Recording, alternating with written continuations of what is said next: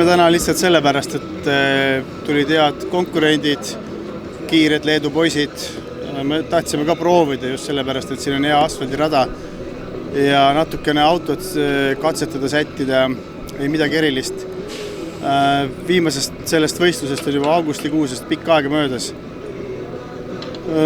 Saime peaaegu enam-vähem endale asjad paika, aga mul ei ole täna sellist koosseisu, aga niisugust plaani ei olnud, et oli mõistlik võtta rahulikult ja jõuda nagu lõpuni, mis siis nagu hetkel ka õnnestus.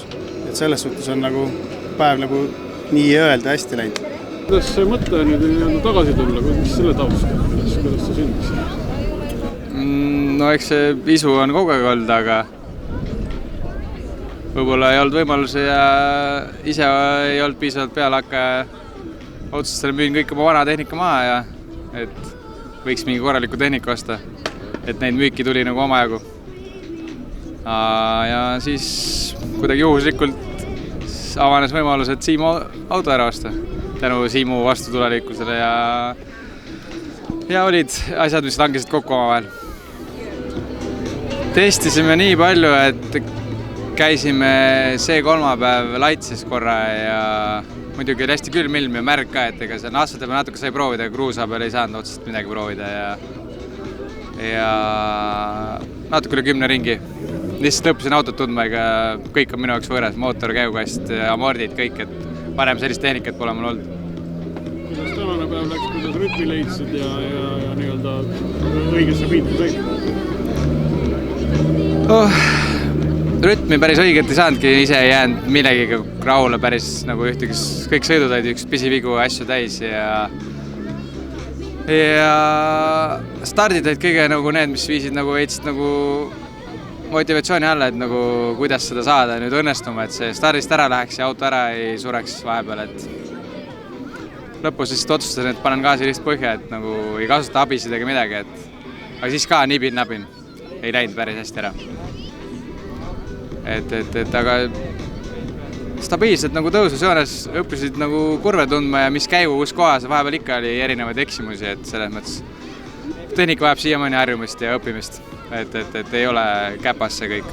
Ma esimest korda proovisin eelmine pühapäev, sai paar tundi teha trenni kuivaga ja nüüd eile tegime ka siin, ütleme, 2 või 3 korda käisin rajal ühe sellise poolmärjaga, et tahtsingi tegelikult vihmaga proovida, algus näitas, et täna äkki võib märga ka olla.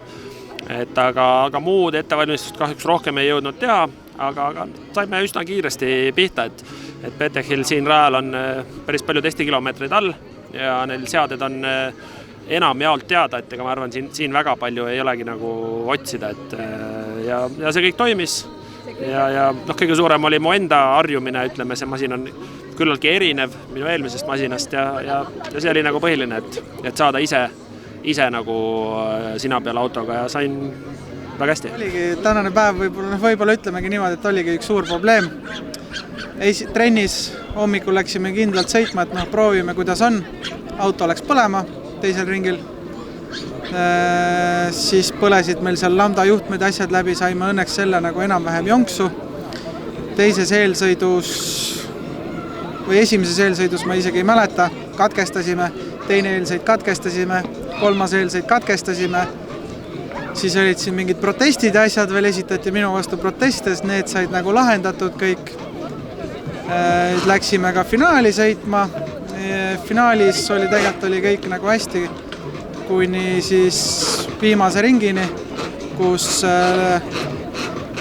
härra Tamm sai minust Jokkerist sai mööda, kui ma Jokkerisse läksin.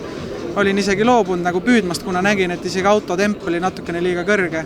Võtsin hoogu maha veel ja siis viimased 2 kurvi, kus nägin, et eessõitval autol siis tõmbas hoo maha, tõmbas raja kõrvale ja hakkasin paremalt mööda minema väliskurvist ja siis keerati peale ja tegin sealt väikse õhulennu ja auto on päris katki ja käsi on endal veits valus veel, et loodame, et väga hullu ei ole, et saame ikka järgmiseks etapiks kõik korda. Kui keeruline sul oli nagu 2 klassi sõita?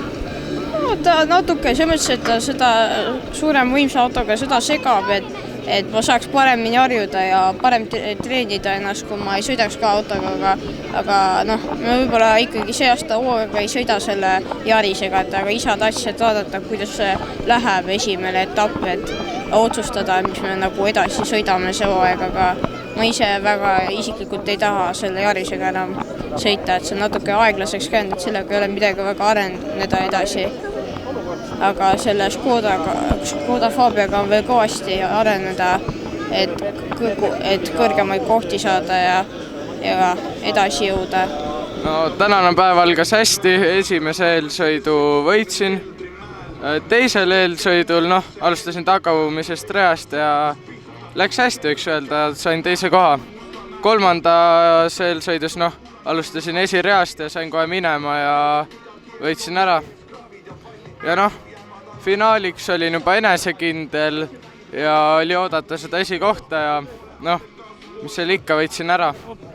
Päeva lõikes võiks öelda, et kardil oli hea, et hommikupoolik oli kindlasti parem, kuidagi hommikul oli rütm ja et ma ei tea, kas ilm oli parem ja kart nagu oli rada puhtam, ütleme niimoodi, et lõpuks oli see raja mustus oli natuke andis võib-olla tunda, aga ütleme niimoodi, et siin kolmas eelsõit oli see, kus ma nagu ise start läks nii luhta ja rikkusid ära endal selle, aga siis leppisid sellega, et ei ole vaja, et esireast on startimine niikuinii, et selles suhtes, et teeme päeva lõpuni ja nii ta on. Selles suhtes päev oli hea ja korralik ilus ilm ja